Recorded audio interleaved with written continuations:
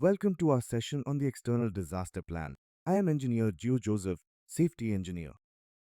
In today's presentation, I will guide through the essential components of our hospital's external disaster strategies, designed to ensure swift, effective responses to unforeseen crises, with a focus on practical measures, roles, and protocols. In today's unpredictable world, hospitals must be equipped to respond not only to internal emergencies but also to external disasters that may impact their operations and the communities they serve. The External Disaster Preparedness Plan is a comprehensive strategy designed to guide healthcare facilities in responding to large scale emergencies such as natural disasters, pandemics, mass casualty incidents, or other external threats.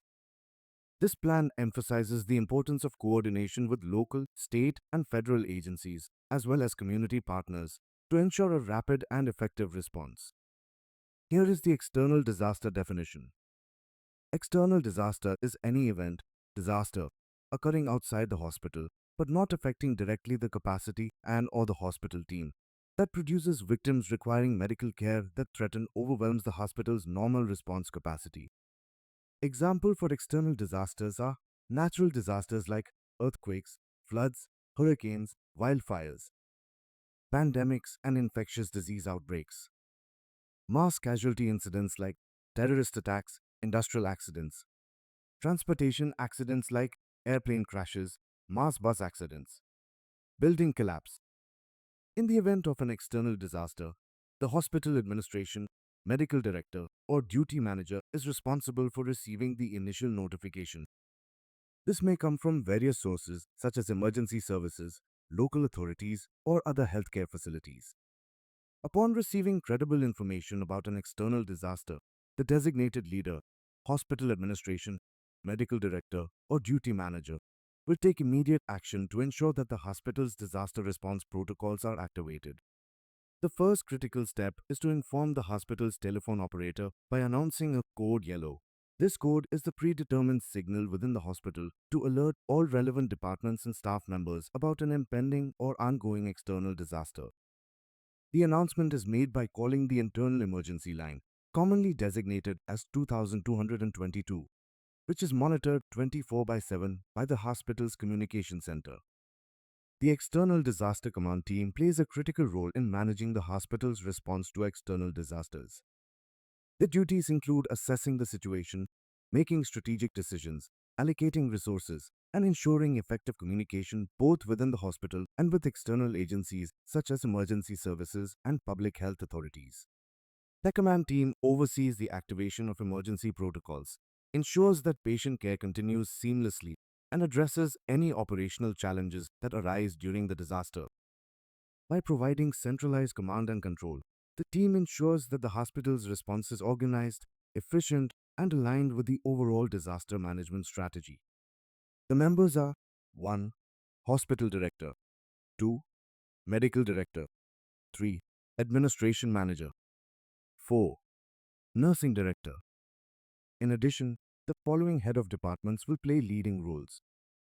Key personnel for external disasters are 1. Chief of Surgery, 2. Chief of Anesthesia, 3. Chief of Medical, 4. Chief of ER5, Security Department, 6. Chief of Pediatric Department, 7. Chief of Gynecology, 8.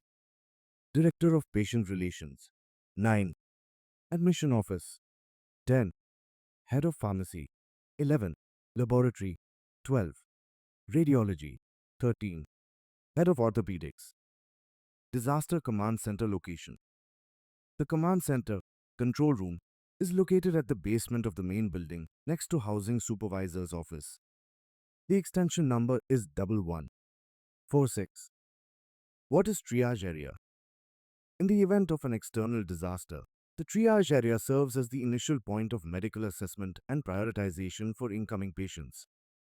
This area is strategically positioned to efficiently receive and evaluate individuals based on the severity of their injuries or conditions.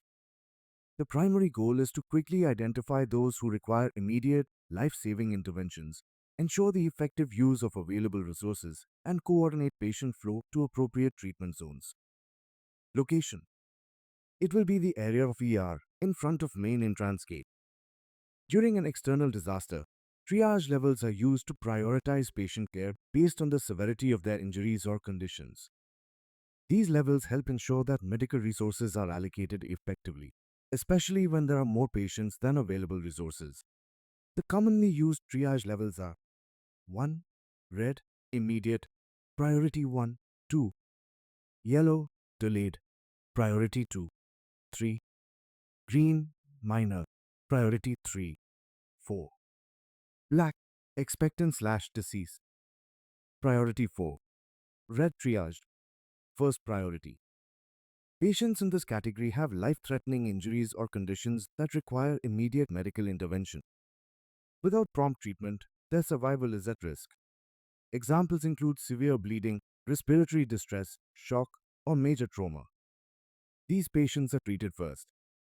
Location: CPR room. Beds allotted 02. Yellow triage, second priority. Patients who have serious injuries or conditions that are not immediately life-threatening. These individuals can wait for treatment but still require urgent care. Examples might include fractures, large wounds, or burns without airway compromise. These patients are treated after those in the red category. Location: PDIR. No beds allotted 09. Green triaged, third priority. Patients with minor injuries or conditions that do not require immediate medical attention. These individuals are stable and can wait longer for care. Examples include minor cuts, abrasions, or sprains. They may be treated after the more critical cases are stabilized. Location: in female. ER no of beds allotted 09 beds. Black triage. This category includes patients who are either deceased or have injuries so severe that survival is unlikely, even with medical intervention. Victims who are dead at the scene or on arrival should be isolated at isolation room till verification gain of death and should be not retained more than 2 hours at the isolation room and to be transferred to morgue. Staff responsibilities on Code Yellow. All personnel shall familiarize themselves with the external disaster plan, focusing on their work area's specific plan and their responsibilities in the event of an actual emergency. Participate fully in the drill in their specific area and the hospital as a whole. Administration responsibilities. 1. All personnel should be stationed at their offices. 2. Respond to any command from the command center. 3. Coordinate between different hospital facilities. Nursing department should make the necessary arrangements for continuous assessment process of patients' cases to be carried out by bed management / coordination office and to define number of patients will be discharged or transferred. Begin to call the nurses according to graduation system. OR staff responsibilities. Prepare all rooms for possible action and to staff them as per the member of available nursing and anesthetic personnel. Organize the operation lists according to life-saving procedures. Call back the theatre staff that may have been allocated initially elsewhere. Ensure adequate supplies of materials for all types of surgery. But to economize in the use of instruments as ray sterilization, take valuable time needed for urgent surgery. Coordinate with laboratory and biomed to assure maximum efficiency and reduce operating time. ICU responsibilities. Identify stable patients who may be transferred to other wards. Prepare the maximum number of beds to receive the cases. Request extra medical and nursing staff when the need arises. Coordinate with personnel in the red zone and operating theatres.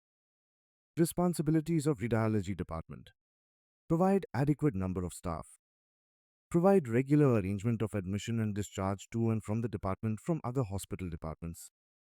Prioritize X-ray requests according to the seriousness of the cases. Responsibilities of laboratory department. Ensure sufficient staff is available. Send one technician to red zone. Prioritize all requests of serious cases and stop non-urgent tests. Ensure good stock of reagent supplies and notify any potential shortage to the command center after requesting them from the central store. Responsibilities of pharmacy department. Deliver and dispense the prearranged list of emergency drugs and ensure adequate supply to the triage area.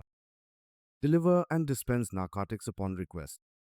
Immediately notify any potential shortage to the command center after requesting them from the pharmacy stores. Responsibilities of Communication Department. Announce code yellow when ordered by the hospital director or his designee.